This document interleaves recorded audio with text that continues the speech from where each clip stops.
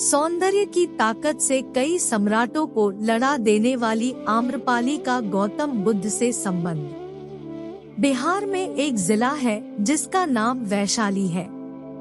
विश्व को सर्वप्रथम गणतंत्र का पाठ पढ़ने वाला स्थान वैशाली ही है। यहाँ की नगरवधु आम्रपाली और यहाँ के राजाओं के किस्से इतिहास में भरे पड़े हैं। एक खूबसूरत लड़की से नगरवधु बनने और उसके बाद भिक्षुणी बन जाने की यात्रा ने इतिहास को पलट दिया। आम्रपाली के संबंध में कई कथाएं मिलती हैं। आओ जानते हैं आम्रपाली और बुद्ध का संबंध। कहते हैं कि एक गरीब दंपति को एक अबोध मासूम लड़की आम के पेड़ के नीचे मिली। पता नहीं कौन था उसके माता पिता और क्यों उसे आम के वृक्ष ने नीचे छोड़कर चले गए। आम के नीचे मिलने के कारण उसका नाम आम्रपाली रखा गया। आम्रपाली जब किशोरावस्था में पहुंची तो उसके रूप और सौंदर्य की चर्चा नगर में फैल गई। नगर का हर पुरुष उससे विवाह करने के लिए लालायित हो उठा। राजा से लेकर व्यापारी हर कोई आम्रपाली को पाना चाहता था। उसके माता पिता के समक्ष अब दुविधा और भय उत्पन्न हो चला था। अगर आम्रपाली किसी एक को चुनती तो राज्य में अशांति फैल जाती। जब वैशाली के राज प्रशासन को यह पता चला तो उन्होंने नगर में शांति स्थापित करने के लिए आम्रपाली को क्रमानुसार अंत में नगरवधु बना दिया। आम्रपाली को जनपद कल्याणी की उपाधि 7 साल के लिए दी गई। इसे साम्राज्य की सबसे खूबसूरत और प्रतिभाशाली महिला को दिया जाता था। आम्रपाली को अपना महल मिला, सेविकाएं मिली और लोगों से शारीरिक संबंध बनाने के लिए चयन का अधिकार भी मिला। इसके साथ ही वह दरबार की नर्तकी भी बन गई। इतिहासकारों के अनुसार अपने सौंदर्य की ताकत से कई साम्राज्य को मिटा देने वाली आम्रपाली का जन्म आज से करीब 2500 वर्ष पूर्व वैशाली के आम्रकुंज में हुआ था। वह वैशाली गणतंत्र के महनामन नामक एक सामंत को मिली थी और बाद में वह सामंत राजसेवा से त्याग पत्र देकर आम्रपाली को पुरातात्विक वैशाली के निकट आज के अंबारा गांव चला आया। जब आम्रपाली की उम्र करीब 11 वर्ष हुई तो सामंत उसे लेकर फिर वैशाली लौट आया। इतिहासकारों का मानना है कि 11 वर्ष की छोटी सी उम्र में ही आम्रपाली को सर्वश्रेष्ठ सुंदरी घोषित कर नगरवधु या वैशाली जनपद कल्याणी बना दिया गया था। इसके बाद गणतंत्र वैशाली के कानून के तहत आम्रपाली को राजनयिकी बनना पड़ा। आम्रपाली के रूप की चर्चा जगत प्रसिद्ध थी और उस समय उसकी एक झलक पाने के लिए सुदूर देशों के अनेक राजकुमार उसके महल के चारों ओर अपनी छावनी डाले रहते थे। विदेशी पर्यटकों के यात्रा वृतांतों में वैशाली और वैशाली की नगर वधु अप्रतिम सुंदरी आम्रपाली का जो वर्णन किया गया है न केवल काफी महत्वपूर्ण है बल्कि इससे वैशाली गणराज्य के वैभव संपन्नता और स्वर्णिम इतिहास की झलक भी मिलती है। वैशाली में गौतम बुद्ध के प्रथम पदार्पण पर उनकी कीर्ति सुनकर उनके स्वागत के लिए 16 श्रृंगार कर अपनी परिचारिकाओं सहित गंडक नदी की तीर पर पहुंची। आम्रपाली को देखकर बुद्ध को अपने शिष्यों से कहना पड़ा कि तुम लोग अपनी आंखें बंद कर लो, क्योंकि भगवान बुद्ध जानते थे कि आम्रपाली के सौंदर्य को देखकर उनके शिष्यों के लिए संतुलन रखना कठिन हो जाएगा। ज्ञान प्राप्ति के 5 वर्ष पश्चात भगवान बुद्ध का वैशाली आगमन हुआ और उनका स्वागत वहां की प्रसिद्ध राजनर्तकी आम्रपाली ने किया था।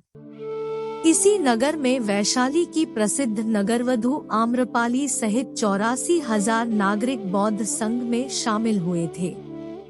बुद्ध ने 3 बार इस जगह का दौरा किया और यहाँ काफी समय बिताया।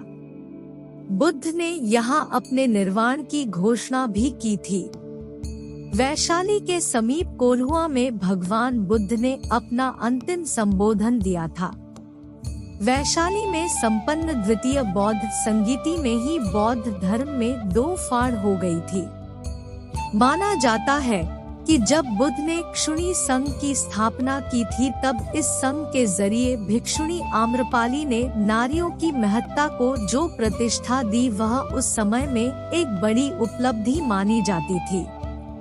विश्व को अहिंसा का मंत्र बताने वाले भगवान बुद्ध को अपने मानवीय तत्व से आकर्षित और प्रभावित करने वाली वैशाली गणतंत्र की राजनर्तकी आम्रपाली।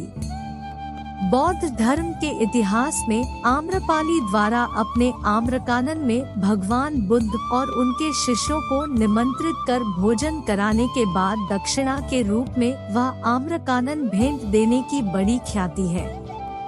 इस घटना के बाद ही बुद्ध ने स्त्रियों को बौद्ध संघ में प्रवेश की अनुमति दी थी। आम्रपाली इसके बाद सामान्य बौद्ध भिक्षुणी बन गई और वैशाली के हित के लिए उसने अनेक कार्य किए।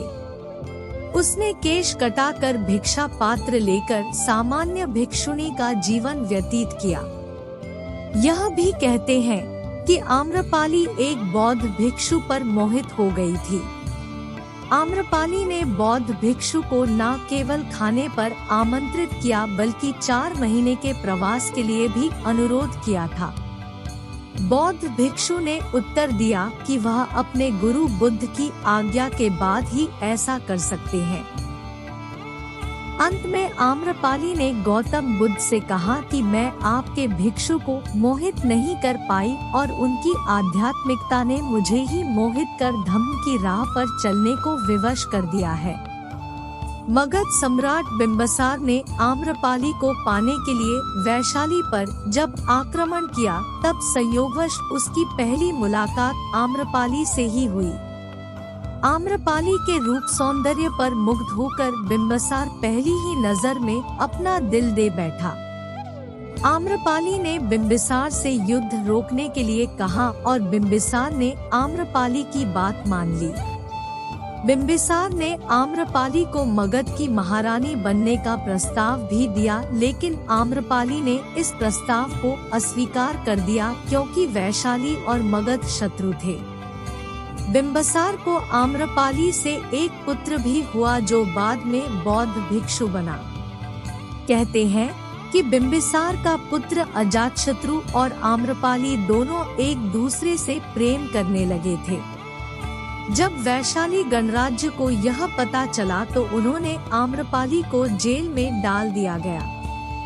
अजातशत्रु को यह पता चला तो उसने वैशाली पर आक्रमण कर कई लोगों की जान ले ली, लेकिन इससे कुछ हासिल नहीं हुआ।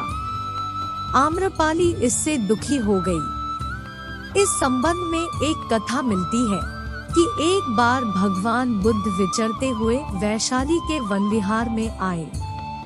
नगर में उनके दर्शन करने के लिए आमजनों के साथ ही नगर के बड़े बड़े श्रेष्ठजन भी उनके दर्शन के लिए पहुँचे।